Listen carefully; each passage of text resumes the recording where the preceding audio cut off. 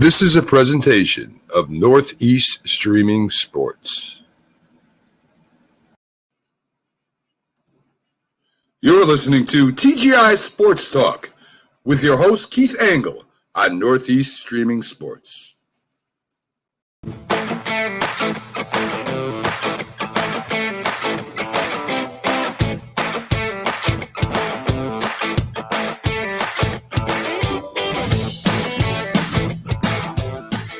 Good morning, everybody. Keith Angle for TGI Sports Talk. Are You Serious? Show. Soon to be joined by my co-host, the Mad New Yorker, Carlos Chavez. He's not yet arrived. Hopefully he'll be here shortly. A couple quick housekeeping things. As you know, you can watch this show live at 8 a.m. on our traditional Facebook and Twitter feeds, YouTube feeds, and you can also catch us at noon on Fridays on Roku. So good morning to everybody on Roku when you see this, or good afternoon, I guess. Thank you to all the groups that allow us to share every week. You guys are a great part of the growth of this show, and I'm excited about going forward with both where we've been up until now that's helped us grow, and see what happens with the whole Roku experience. And don't forget to watch our Wednesday college football huddle show. Well, it's college sports huddle right now as we're talking basketball and football. You can catch that live on the Facebook, Twitter, YouTube feeds live, as I said, at 7 p.m. on Wednesdays, and then again on Roku at noon on Thursdays, and our Sunday stream of consciousness, which airs live 9 a.m. Sundays on Facebook and Twitter and YouTube, and at 12 p.m. on Roku. Oh, guys, lots going on. We got a vacation coming up, too, by the way, so we'll be talking next week about what the schedule will look like. I'm going to pre-record some shows for this hour, or perhaps play maybe a previously recorded interview. We'll see. And the other two shows, we'll see how they go. I'll probably do a couple live spots from the ship, as I did in October. Had fun with that. So today we're going to get into, and I did see Carlos just arrived, so we'll bring him in a second. We're gonna recap the games last week. How exciting were those games last week, guys? Every game ended with a score. Maybe the best weekend of football I've seen in a long time, and maybe the best game I've witnessed in my lifetime. And at 62, almost years old, that's a long time.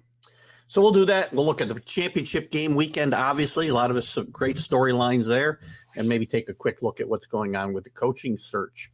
I was going to bring Carlos in, but he seems to have stepped away. There he is. Let me bring in the Mad New Yorker, Mr. Carlos Chavez. Hello, Carlos. Good morning. Good morning, everybody. How you doing? Oh, my gosh. We're getting ready for some snow. I think you're going to get more than we get this week, actually. Yeah, we might get those 6 to 8 inches.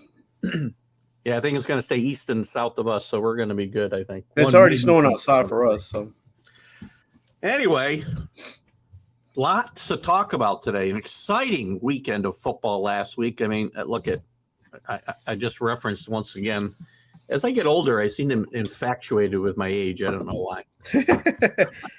Because there's more years behind me than there are in front of me, I guess. But I've been watching football a long time, and I don't remember. And the divisional round is usually my favorite round of playoffs anyway. I don't remember 4 great games for different reasons than these 4.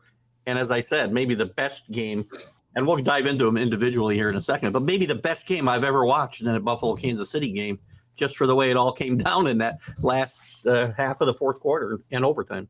Right. No, it was extremely great game. Kept everybody on their toes this weekend. Not just the Buffalo game, but even the Buccaneers game. I've been watching a lot of football too, and I don't know, maybe to me and my age is like those Jets games that, went overtime or before they went overtime and last minute wins, the ones that they had maybe almost 2 years back to back in the early 90s, mid 90s. So, agree. Yeah.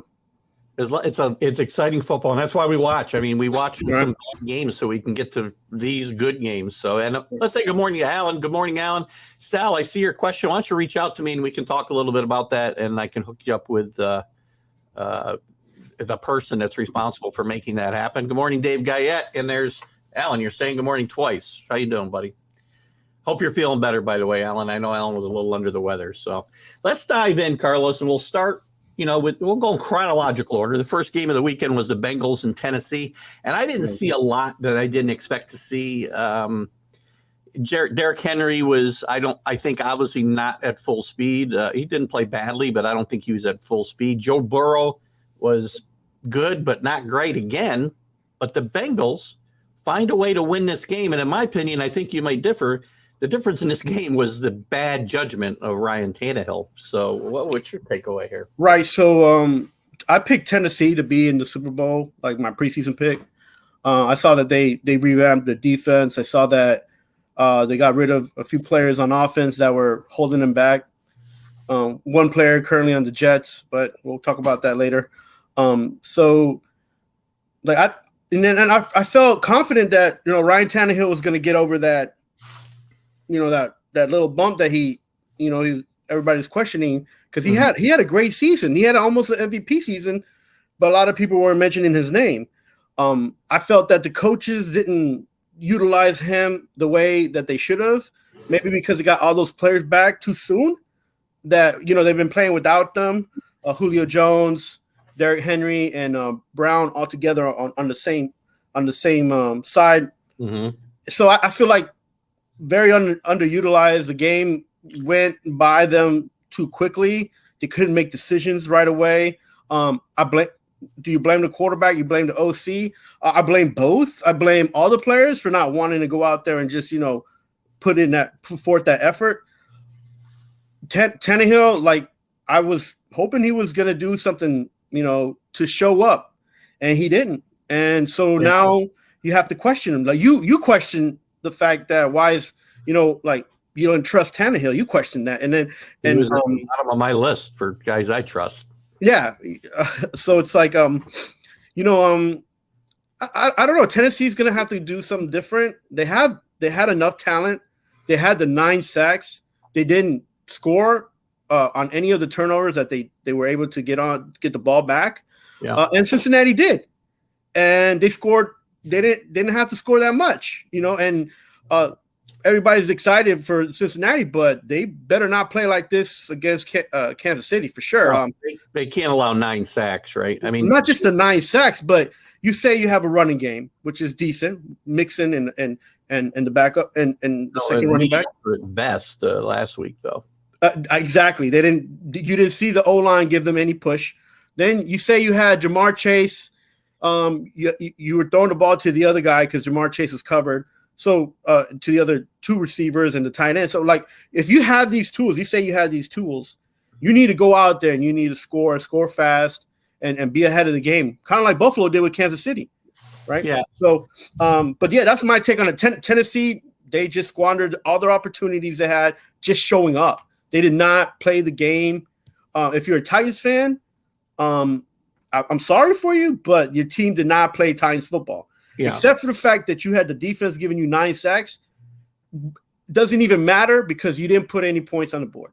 I was a little surprised they didn't give the ball to Foreman more because he ran for 68 yards on 4 carries. They had one long rush, but I know they were going to ride Henry as long as they could, and I think they might have ridden him too long. Talking about the offensive coordinator and I think they don't trust Tannehill. That's why they don't give him the opportunities, and he's proved why they don't trust him. If you looked at this, and we talk a lot about often, right? We're looking at box scores, and you can't tell what happened. If I just got up the next morning, looked at the box score, and I saw that Tennessee rushed for 140 yards, and A.J. Brown had 142 yards receiving and a touchdown, and they had 9 sacks, I would have said they killed the Bengals. Right. But, but and I told you, Keith, I've been watching these games, maybe not as much as the Jets and Giants games because I didn't give them a chance this season. I've been watching the Tennessee games, and Ryan Tannehill can run the ball.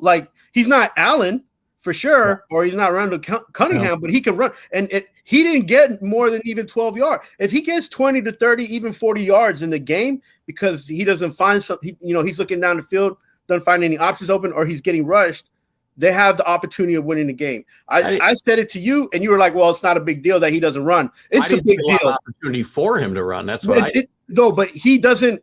He's not looking to. It's not a running scheme with him. It's like I don't see anybody open, like a Mahomes or Allen, and I'm going to take it, and I'm going to rush for the first down. I'm going to rush for some yardage. He didn't do that. He stood in the pocket looking for the big play because he knew that he had Julio Jones and Brown on the team on his side, but he didn't play his game for sure. Like if he would have just been a quarterback instead of trying to be a hero, this game would have been different. Well, yeah, it would have been a lot more different. But that's part of the problem with the quarterback, right? You can't. Right. You've got to play within yourself and within what the flow of that game is giving you. And I don't see Ryan Tannehill.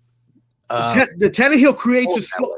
See, that's what I'm trying to tell you. And if you would have watched him, and even the touchdowns that he scored running the ball, they weren't designed plays for him to run the ball. They were plays for him to make sure that he get a dump or a tight end or even like a simple throw. And no, he didn't see those things prior to this playoff game. And he would run and he would get yardage, or he would give them in a positive. He'd keep them in the positive flow of the game. He didn't do that at all. He just stood in the pocket, took a couple hits, made errant throws, and made interceptions, and that was the difference. Which is why Tennessee's going to have to find some other way of getting somebody else in there, because he can't be wishy-washy, man. You can't. Well, that goes to Alan's question. Do we see him taking a rookie quarterback in a draft and have him sit behind Tannehill? I don't know. First of all, I don't think so. Draft is pretty weak. I do see him potentially bringing somebody in to compete with Tannehill. And look, I'm not even going to throw. I'm going to throw this out there, and it might sound crazy, but can Vrabel convince Brady to come to this team that's stacked? No, he's not. You don't know. We don't know yet. This is what's going to happen. Tampa Bay is going to fall apart because they have too many contracts they can't afford. How many bets have you lost to me this football season? 3? 2. Only 2. All right. You want to make it 3? Out of 5. There is no way Tom Brady ever suits up for the Tennessee Titans. I'll even give you odds. So hey, he's either retiring or coming back to Tampa Bay. If you told me you would go back to New England and retire. Tampa Bay doesn't have anything else to offer. They're contracted out. They got so many loose ends and well, he's got a contract, so he could. Well, he does, but Tennessee could give him something. Tennessee can give Tampa Bay something. Yeah, I think I kind of agree with Brady. Listen, I've seen a lot of comments, and I don't want to change the subject here. We'll talk about Tom Brady next week if he hasn't retired yet, but I do think he's going to retire based on some comments I've seen a lot this week. Look, it's an opinion, and it's a possibility. And until it's a no, then it's out there, right? It's a possibility. Everything's a possibility for always, for sure. So anyway, we'll talk more about the Bengals here in a little bit as they match up with and how they match up with Kansas City. Let's move on to the Saturday night game. Oh man, pretty cold temperature, but I don't think that the weather had anything to do with this game. Probably the worst played game of the 4 games. It was still an exciting game, but yeah, different reasons. It came down to these were 2 of the worst teams on special teams in NFL. I think they were at bottom 2 this year in special team rankings, and it came down to a blocked punt and a blocked field goal. And Green Bay once again, with what was the number 1 seed and maybe the best team in the NFC, goes down to defeat. And you look at Aaron Rodgers has got to take some of the heat for this, as well as the special teams play and coaching. I mean, his ball distribution was ridiculously bad. 21 targets out of 27 passes went to Aaron Jones or Adams. And you got to find a way to move the ball around a little more than that. Yeah, and then, I mean, again, I'm not sure what their plan was, Green Bay. I don't know what their plan was going into this game, but they didn't play their game at all. And that's a tribute to not just the coaches, but to Aaron Rodgers. Like, you got all these tools, man. You got to use them all. Like, and when you're in the playoffs, don't expect to throw yourself a win. You can't throw the ball 100% and win the game in playoffs. That's not how it works. And you don't use the running game to your advantage.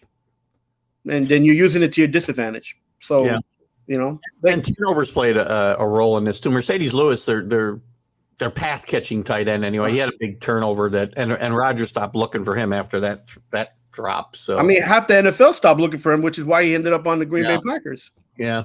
And here, don't get me wrong, he's a great player. He was a great player, has great stats, was on terrible teams, but there's I don't know if I wasn't copying your comment here, Alan, but so if you said it around the same time, but you're right, that fumble did change. In my mind, I would agree that it changed the dynamic of that game. And we kind of look at the 49ers just hang around. I don't find anything that excites me about them. And I know you probably don't because of the Shanahan thing, but there's just Jimmy G he plays well enough not to lose. He didn't play great in this game, obviously. The running game was nothing to be excited about. They kept Samuel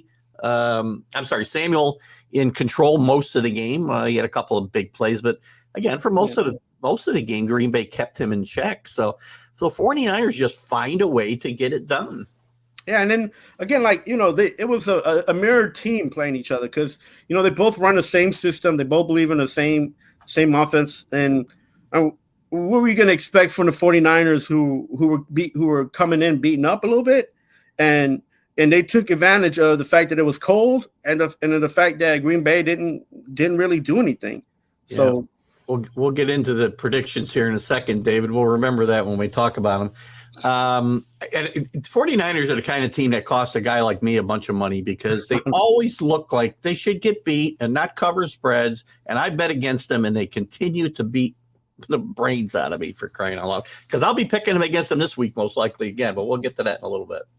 Mm-hmm. Alan talks about both defense had an amazing game. I agree. The defense has played very, very well.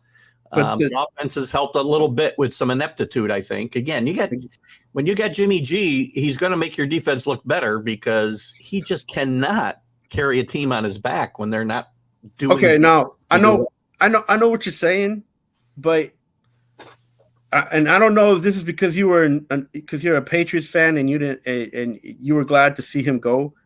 Not necessarily, but if Jimmy G is not on that roster, the 49ers are not they're not going to win the game. Listen, it's a proven fact. When he's in the games, they're winning 80% of the games that he's in. So he's got to be doing something right. And sometimes it's not him having to be on the field doing quarterback things. Sometimes it's just presence makes people feel comfortable and they'll play better. Or uncomfortable and they have to step up their game. One or the other, right?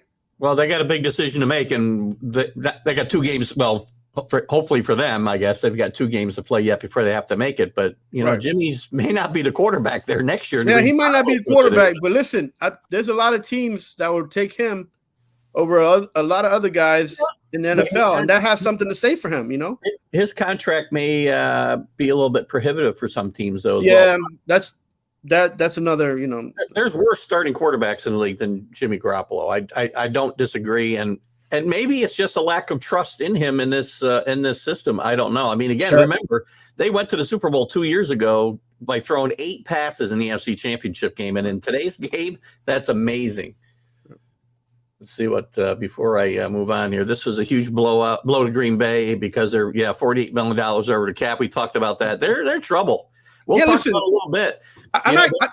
Their offensive coordinator has moved on, which we'll talk about hopefully before the game's over. And to me, that's a huge swing by Denver trying to get Aaron Rodgers to move to Denver. So, and if you're gonna put it on Aaron Rodgers, all of it, you're not looking at the team that you have.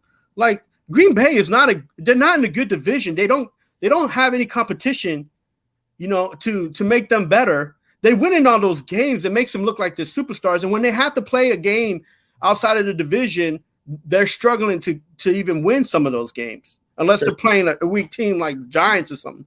Like Green Bay looks great because they're in the North Division, right? And you say this, I know you say this. It's what they're handed. It's where they're at.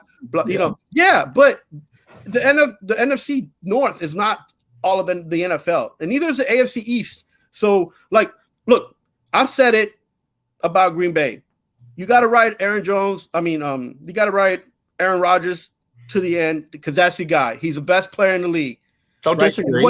And the worst thing that LaFleur did was not not tell him, hey, listen, we're gonna run this ball because you got one of the best running backs. So they coaching. This is where coaching comes in, and this is where I said when you're the quarterback and you don't trust in your coach, it's gonna blow up eventually, and that's what happened. If he should go to Denver, he'd trust in his coach because he speaks very highly of his offense. Well, listen, an OC and your head coach are two different animals, man. Well, and that's a proven fact in the NFL. I understand that. Look, the Giants are looking to hire D-Ball, and he's not even one of the best coaches out there to hire. Well, they should be hiring Flores. If they hired, you know what? I predicted after the hire of the GM that Daboll would be the hire, and Mitchell Trubisky get brought in there to compete with I don't want to hear any of this AFC talk to the NFC Giants. So we'll see what happens there.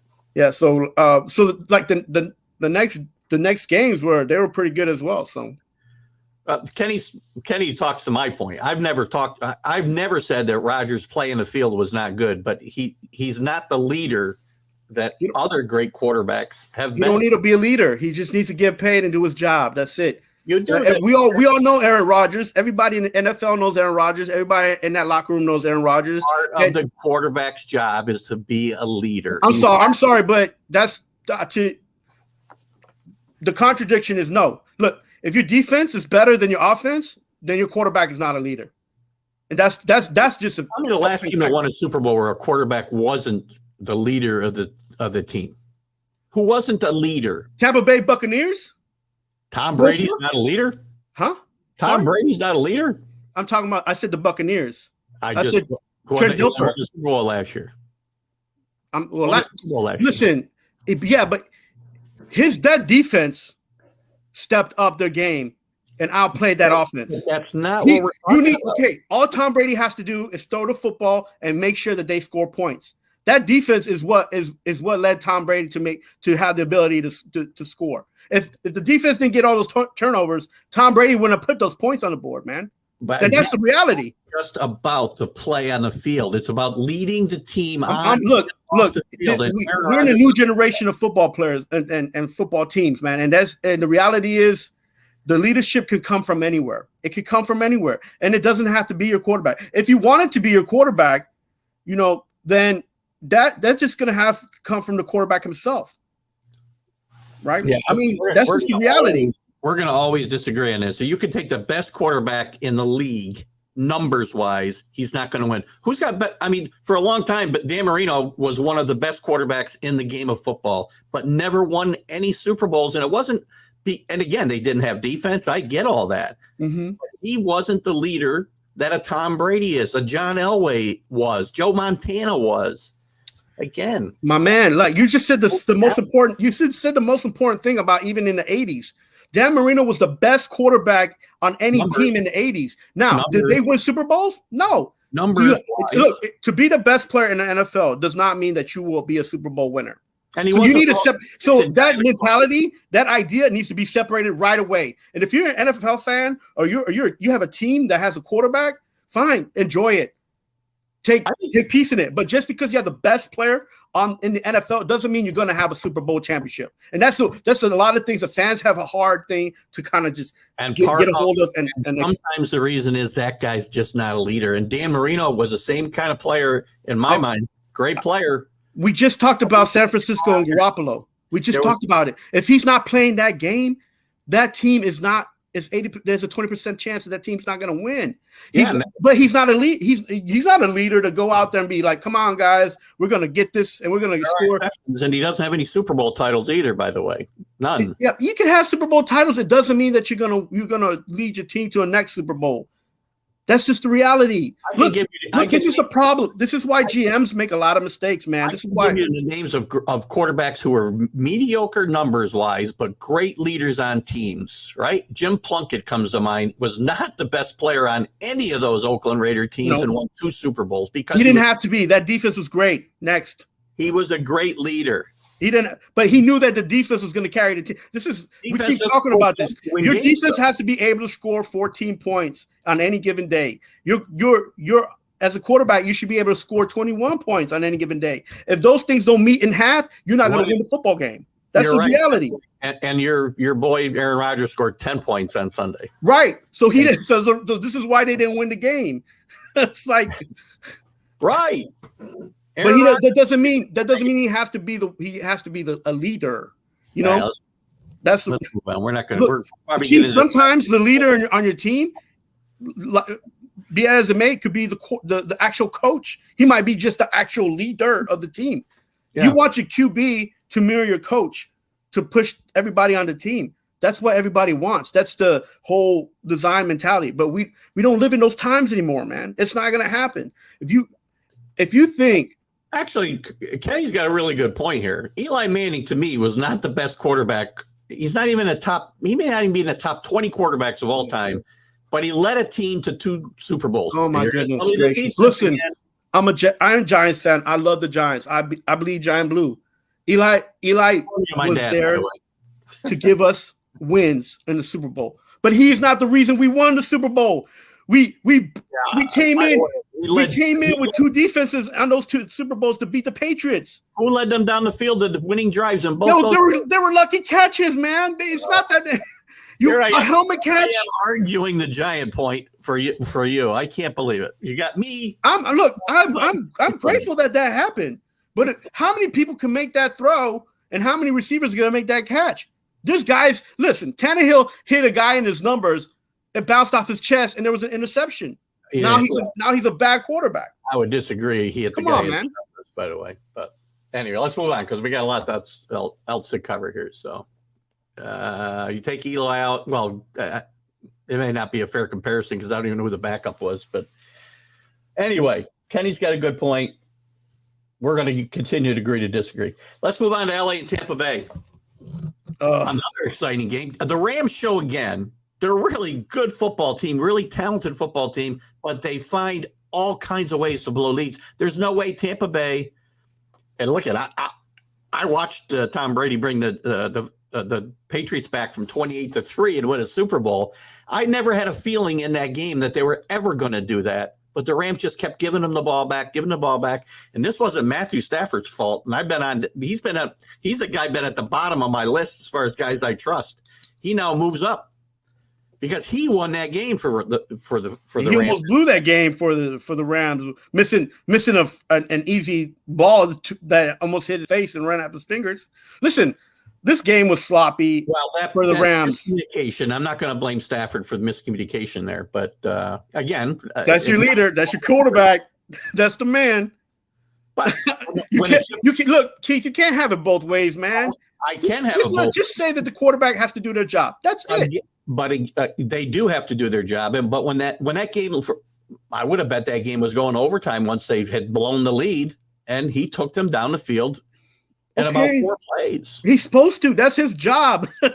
Well, Aaron Rodgers didn't do it. No, because Aaron Rodgers messed up.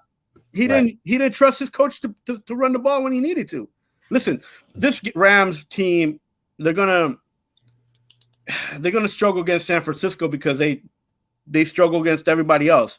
They're, what can I say, top heavy, and by that I mean everybody knows there's a star, but who's gonna play their part? You know what I'm saying? Yeah.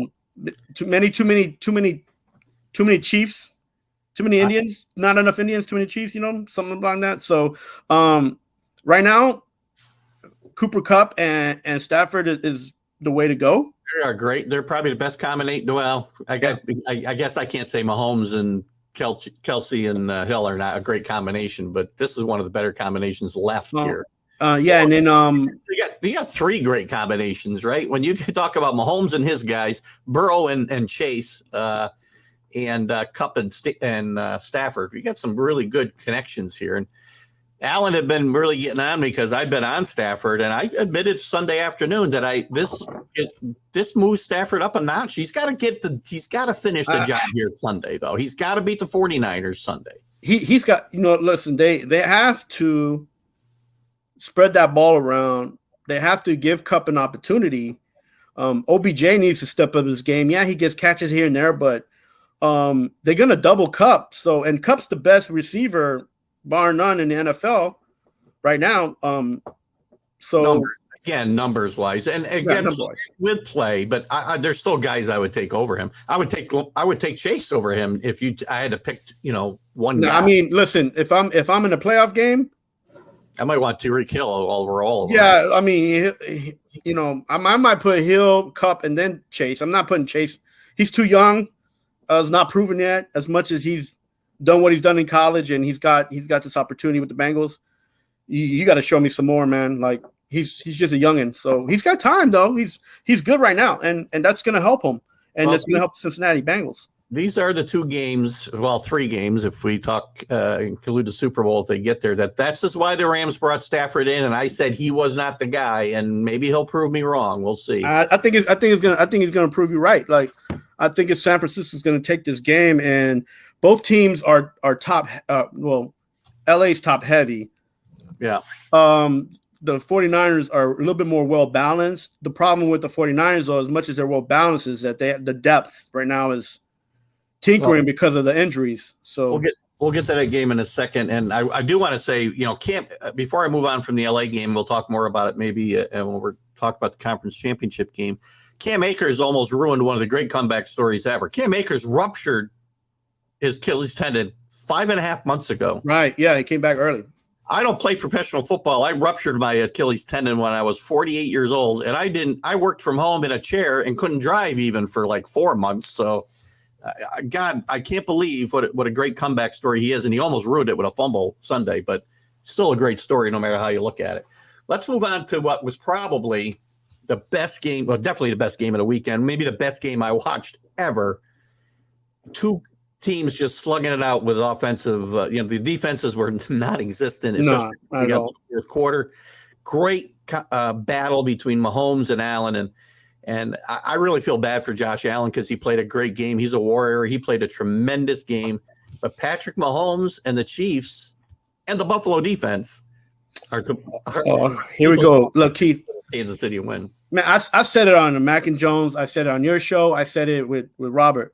The Bills were pretenders, man, and they let you. And you come at me that the analytics and the stats. You got to watch the game, man. I watched those games, and they didn't have depth. And when they won, they barely won some games, and it was terrible to watch this team struggle with that running game and just see Allen running like crazy, like a chicken with his head cut off, and then stumble into the playoffs. Look, I said, and I was wrong because I said I didn't think they was going to go past 1 game. That's what I kept saying. But kudos to them. They proved me wrong, and they made it to this game. But how do you have 2 running backs on your roster that go over 500 yards plus, and you don't use them? And you got this quarterback, and that's your running game. That's not championship football. You can't use a guy who's averaging 2.8 yards a carry and keep giving him. Doesn't matter. Look, he can average 2.8 yards a carry.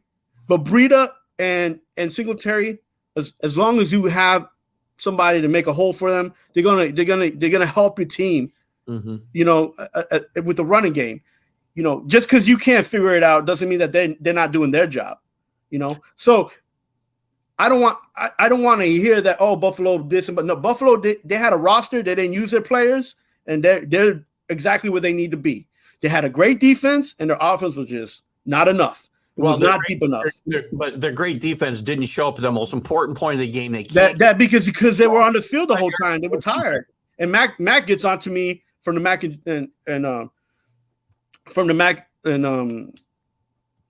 Mac and Jack's show that you can't have that excuse. You can't be tired in a football game. Well, if your offense keeps you on the field, man, that's not an excuse. That's a reality. And credit to Mahomes and Reed and the Kansas City Chiefs. Staying in the game and then coming back. That took a team effort and a team effort, and you saw the better team win the game. And that's all I got to say about that. You also saw the better coach team, and I've also gotten Andy Reid for his. He's a great coach. Don't get me wrong, but his game clock management has not always been great.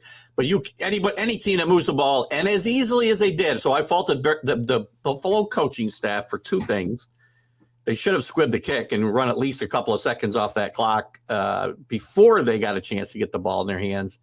And second of all, that's the easiest 45 yards I've ever seen a team pick up with a game on the line and 14 seconds left. You can't do that, and that's just bad coaching. and great play by Kansas City. Don't get me wrong. The Bills had this game. The Bills had this game. Yeah, they did. They would have had a running game to go along in the third quarter. At beginning of the fourth quarter, this Kansas City team wouldn't have had an opportunity to do anything. Well, this is why we talk about you still need to run the ball in the NFL to close of course. Out games. So for sure. All these Bills fans, I'm sorry that your heart is broken, but I'm going to crush it right now. You don't have an O-line. You didn't have depth. You don't belong in the championship game, period. The best team on the field did win that game. It didn't look like it because they were giving you all the opportunities in the world, but you messed it up.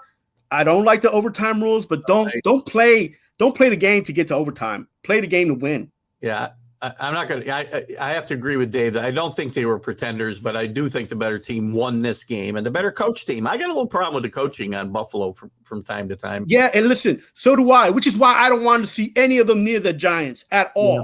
And the people say, oh, well, look what they did in Buffalo. Yeah, look what they did in Buffalo. Buffalo's not a great team. They're a good team, but they're not a great team. They're not a championship team. Stay away from the New York Giants, man. That's all I'm saying. I will say this, though. The Buffalo does not just rely on their big – we talked about Rodgers just relying on Jones and Adams, right? But this is the second time in just a couple of, 6 weeks, I've seen a guy that barely – I want to say he didn't do anything, but comes out of nowhere. Gabriel Davis, goes for 200 yards and 4 touchdowns in this game.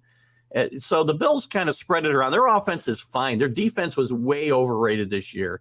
That was their biggest problem.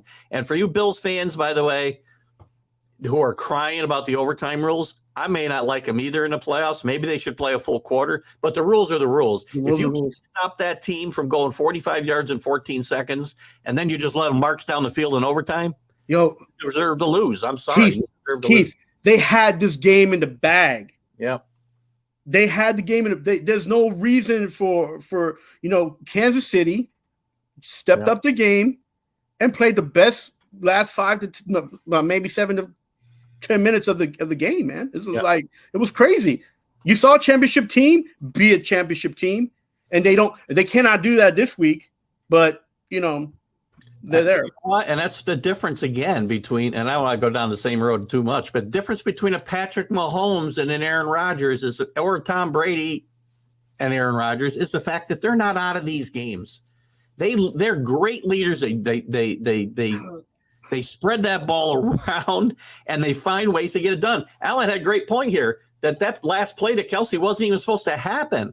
This is great coaching and coaching, because players get this kind of awareness with really good coaching and leadership from all of your veterans. And Kelsey and Mahomes been doing this so much that it's almost natural to them. Like, look, go out there, play the game, and score points. Andy Reid's one lucky man that had these guys on the team, man. These are talented guys. Alan actually brings up a great point that a couple of years ago, probably 4 years ago now, when they lost to the Patriots in overtime, after the Patriots went down and scored and Kansas City never got the ball, Andy wanted to change the rules. So it's very interesting that they benefited from him this time. So and I believe last year, or maybe the year before last, they had the same conversation in the coaches meeting, and Buffalo was one of those teams that voted against changing the overtime rules as well. Those are small things that shouldn't even be thought of, because the game needs to be won on the field with the 4 quarters you got. Yeah. That's it. Right. No game is ever in the bag. We've seen that with 28-3. I always bring that game up. Kenny, you're right. Hey, listen, Kenny's right. And I don't say that much, and he doesn't say that much about me, but well, listen, we're still waiting for him to say it about you. But again, your players get paid to play and show up, and you in the playoffs, man. And if that doesn't move, your gears, if that doesn't shift your mind a little bit, you don't need to be going past to any other championship games. I mean, that's the reality. All right, let's move up to this week's games. Now we got for all the marbles in both leagues. Oh my gosh. I think they're 2 great matchups. Since Kansas City, interestingly, is going to play the second week in a row to a team they lost to in a regular season. Right.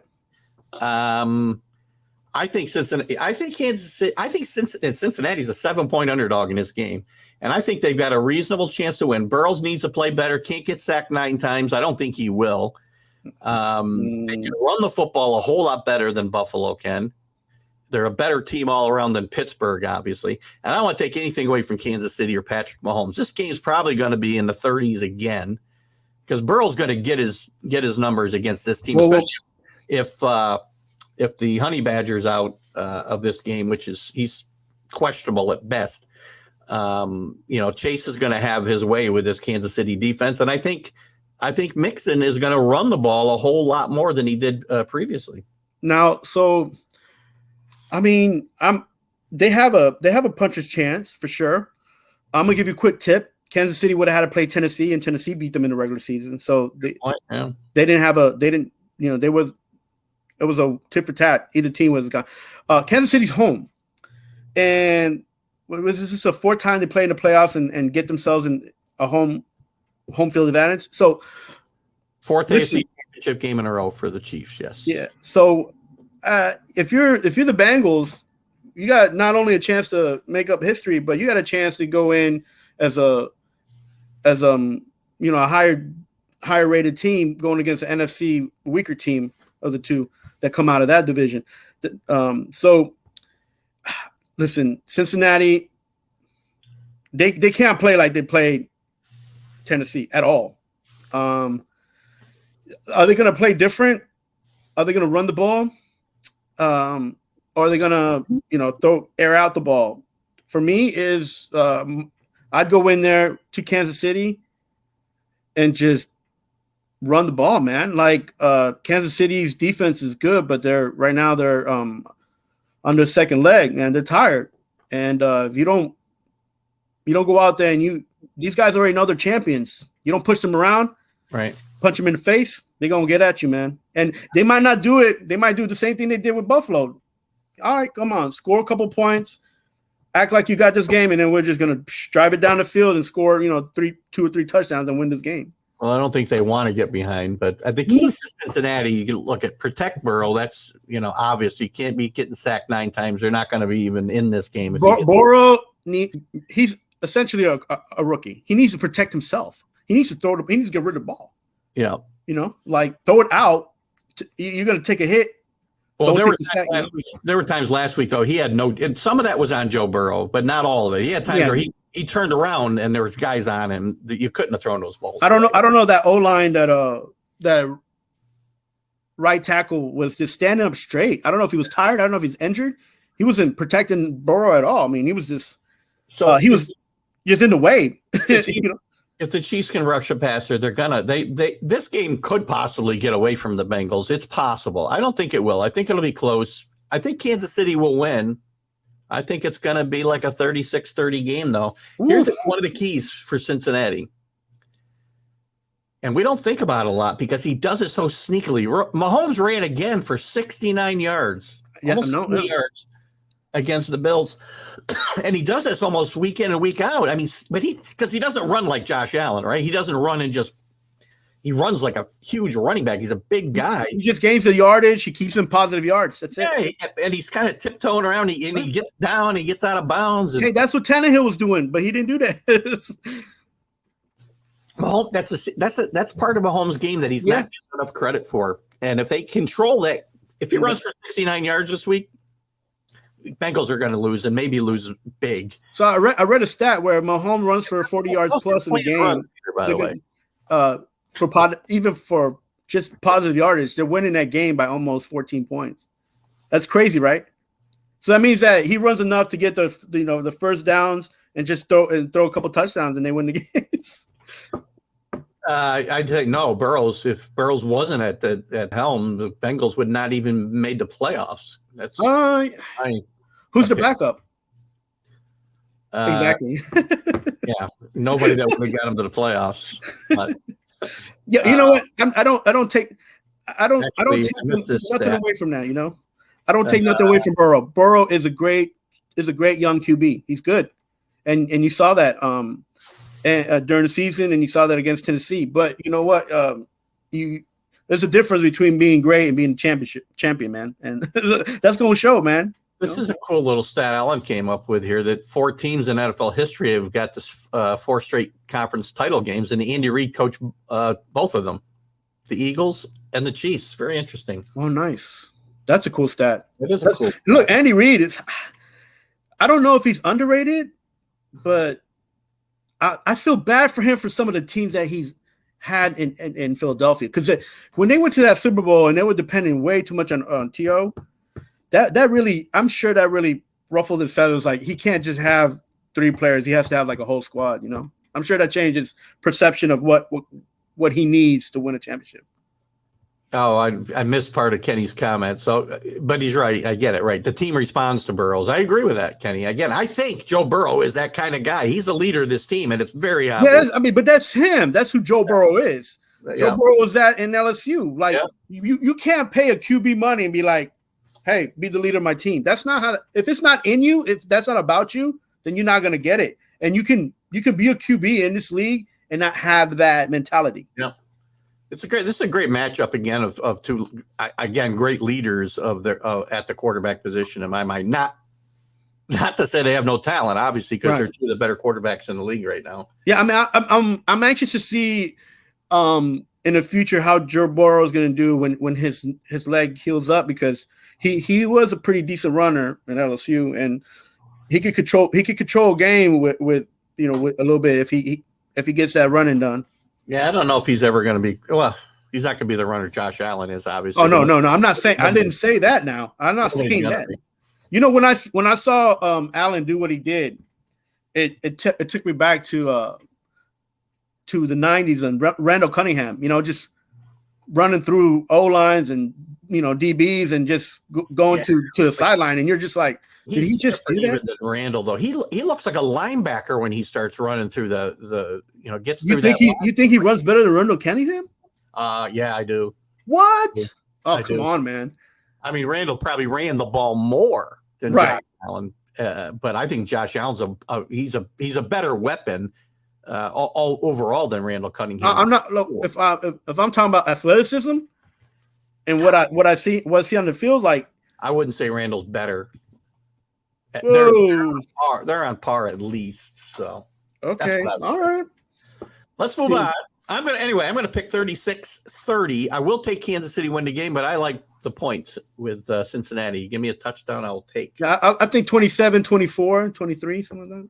It's a little less scoring in this game for you. Okay, let's move on to the third round of the Rams and 49ers this year. The 49ers have had the better of the Rams both games. The Rams blew a 17-point lead here just a few weeks ago. I think it was the last regular season game of the year. Yeah, I saw that. In a very ugly fashion. They had that game in the bag. and break this jinx that they have against San Francisco right now. Yeah, I don't think it's going to happen, man. I think SoFi Stadium is going to be red and gold more than it is blue and gold. And that might not affect them, maybe, because they're in California anyway. So it's kind of like a home game for them too, because they're up in the Bay Area. But I don't, this McVay versus Shanahan thing. McVay's not. He's not in the positive, and if he can win this one out with the team that he has, that's top heavy and all those stars, good for him. But I don't think it's gonna happen. I think McVay's a good coach. I think Shanahan's a good coach as well. By the way, I know you're not going to agree with me probably on either one of those points. And another one of my regulars, Mark Mancini, likes nothing about LA, so he'll be picking San Francisco, I'm sure, this week. I just think that there's too much talent on this Rams team. And again, this is how I get trapped every time against the 49ers. But they're a 3-point favorite in this game, the Rams. And I just think Stafford, that was the last couple of weeks have been a huge monkey off his back to be able to get into playoffs and win a game and come back and win a game that the team nearly blew last week. I just think for the whole team, there's probably a huge sigh of relief this week. And hopefully that they don't think that was their Super Bowl beating Tampa Bay, because it shouldn't have been. This is their big game right now. Yeah, I see a monkey off your back. I see the opposite. I see that Garoppolo goes out there. He's got Debo. He can play with, as put him wherever you want. He still got Kittle that most linebackers and secondary can't really handle. They always mismanage his speed after he catches the ball. So who else they got? I mean, I think they're both almost on the same level as far as. But Garoppolo's got to deal with that pressure of that Rams pass rush, and I think that is going to be the difference in this game. The pressure. Stafford got to deal with Bosa and some of those guys on that D line. Again, the defenses may prevail here, and I think Alan predicted this game to be 17-13. I can see that, except I'm going to call it the Rams 17-13. We're going with the Rams? I'm going Rams. I'm going who did I pick in the first game? The Chiefs. I know that Alan, I missed a comment a while back. He wants some 80s nostalgia and get the 49ers. Yeah, a lot of people calling for the 80s nostalgia. Bengals, 49ers matchup. Listen, he likes Kansas City big, 54-20. Whoa. Yikes. Ken with the big. This is a game that could get out of hand like that. I don't see it happening, but it could get out of hand like that. No, listen, that's a young team. And Kenny's got the Rams winning as well, by the way. 38-30. Big scoring game here, too. You know what? I like that score, but I would like to flip it. And he also goes as far to predict the Rams will get out to a big lead again, and then below that. It. It should be a fun weekend. It'll be a fun weekend, man. You know, I think, the 49ers are probably the most surprising team for me to be there. And they'd be the most surprising team to win. But all along, these playoffs were wide open, and I would not be shocked to see any matchup come out of this game. Yeah, Shanahan and his bag of tricks getting him this far, but it hasn't gotten him any farther, man. You know what I'm saying? It's like, this is about where the tipping point is. So for the NFC, they're the same mindset, same offense, same play call. So I think the AFC is going to take it. I think it's going to be the Chiefs versus the 49ers. So. Well, we'll see how the games play out this week. I'm going to be looking at I will be looking at a Chiefs-Rams Super Bowl, which would be a lot of fun. They'll all be a lot of fun. The Super Bowl is fun. Let's move on and talk real quick before we run out of time today about the NFL coaching searches. We had two jobs filled. We thought we had three, but there seems to be a hang-up. Byron Leftwich seems to be overplaying his hand a little bit. He had the job in his hand, and so he started making demands on who his GM and player personnel person was going to be. He wants the current GM Bulky, I think, out, and he wants to bring in Wilson from Arizona. And I don't know how you start making these demands when you've never been a head coach. Because you have to look at it from his perspective, though. He don't want to be a scapegoat like Urban. No, I get why he's making them, but I don't know that he's in a position to do that. If you're an established NFL coach and coming into a situation, you might be able to kind of play the hand that way. But I think he's overplaying his hand. He'll probably still get this job, I would think. Before I think he knows. I think he knows very well who the owner is, and the owner's open-minded and willing to take risks. Yeah. So that's a smart move by Leftwich to even make that kind of that kind of proposition. So you already know that if he's going to do that, man, imagine him as a coach. No one wants to play for that GM in Jacksonville, regardless of who gets the job. Well, again, the players don't play for the GM, so that part I don't get. If you unless you're saying he's just not going to bring in good talent, so nobody wants to go there. They certainly don't play for the GM or interact that much with them once their contract is signed. But we'll see. I think the problem is this is like the business side of the NFL that a lot of us fans and a lot of people tend to forget. You're gonna go where you're comfortable, man, and you're gonna sign that contract. And sometimes money, tips the scale on things. But listen, these are grown men, and they're gonna make decisions that affect their livelihoods, and money sometimes isn't the end all of things, man. And if you think I'm lying, you should look to see what the Knicks are doing here in New York. So, it doesn't matter how much money you throw on the table. Sometimes if people don't feel comfortable with who their bosses are, who the people up top are, they're not gonna go work for them. I don't disagree, and he potentially could get one of the other jobs if this falls through. So, because Byron Leftwich is going to be a head coach in this league. If it's not with Jacksonville, it's going to be somewhere. And you know what? If I'm Khan and I'm looking at him and he's a young guy and maybe I can keep him around for 10 years, I'll I'll listen to what he's, what his propositions are, what he's got to offer. Yeah. And I might even make that deal, man. Because if you're looking at the team now with the GM the way it is, it hasn't really been that successful, man. Yeah. So, let's talk about we talked a little bit about this. So we'll touch on it quickly. The Broncos hired Nathaniel Hackett, the OC from Green Bay, who Rodgers loves. And to me, this is a swing for the fences. This isn't as much an endorsement of Hackett as it is we want Aaron Rodgers in Denver next year. Okay, so let's say Aaron says no to you. You still got a good coach to build a foundation. I'm just saying I think this is a swing for Aaron Rodgers as much as and and everybody's talking about that, but I look at it like this. The most important thing about that team is that if it's going to get sold or not, and who the leadership's going to be after it gets sold. So they could pick up any coaches, any players right now, but I'm worried about who the owner is, because at the end of the day, that's going to affect whether that GM and that coach is going to be there for more than 2 years or 3 years or, even 1 year. So, yeah, Alan's got a good point. Adams is also, I think Adams is a free agent as well. Right. He's in Denver. So, yes, it's a swing probably for both of those guys. I did not hear anything about Doug Peterson, by the way, yet, Anthony. So I'm not That's sure. That's a good question. He's just hiding in the bushes until somebody messes up. Yeah. Look, Keith, the Broncos have 11 draft picks total to play with. Yeah. Right. They got Hackett. Hackett, now he can pick and choose how to retool this. The team isn't bad. They just need a couple pieces. So, they got the right guy in there to build this foundation, team-wise. So, the Broncos going to be scary next season for sure. The other coach hired officially, and I don't know that this is going to excite Bears fans or anybody. The Bears or Matt, or I can't even say his name. So somebody's going to comment later that can't pronounce the guy's name. Whatever, make it Smith or Jones, and I'm set. Eberflus. Do you have a different way to pronounce this guy's name? Matt Eberflus, yeah, the defensive coordinator for the Colts.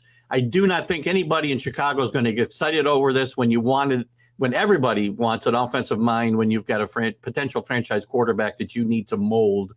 He's got to bring in. We talked about this with the Jets, and you got to bring in a really good offensive coordinator if this is going to be your hire. Right. So Eberflus, he knows a lot. He's been in the Cowboy system. He's coming from Indianapolis. Yeah. Everywhere he's been, he's done the work. He worked hard at what he earned this position. Many might not know him, and the way that people talk about him too, it sounds like he'll be a good head coach, not just a coordinator. Listen, you want a coach who's not just a coordinator. You want a coach who can handle all kinds of situations. He's been handling a lot of situations. Look, Dallas is not an easy place to coach at, and then he was in Indianapolis, and the situation that they had last season, it wasn't easy for them bringing in the QB and everything. So, and that defense that he built up in Indianapolis, he got everything out of them. He made them better than the year before, which is kind of tough to say because the year before the defense was great. So this is a man who will be able to kind of bring everything in. And listen, Chicago Bear fans, you might have a quarterback, but your defense is the only thing right now that matters, that needs to be solidified. So that way your offense can be built on with this young kid. And they got Pace did a good job, man. Yeah, well, we're out of time. I'm going to say bring in a really good offensive coordinator to work with Josh Fields, or this is going to be a bad situation for Eberflus. So we'll see. We'll talk more about Dan Quinn and Sean Payton and Josh McDaniel more next week and the weeks to come as we continue to see things change in the NFL. Carlos, thank you for everything today. Great show. I look forward to the games Sunday. We'll have lots to talk about again. Good game, guys. So we'll talk to you soon. Everybody, Keith Angle for TGI Sports Talk. Are you serious? On Roku will be followed later by Let's Talk New York Sports with Dan Harris and some guy named Keith Engel. I don't know. We'll see you guys. Have a great weekend. Bye-bye.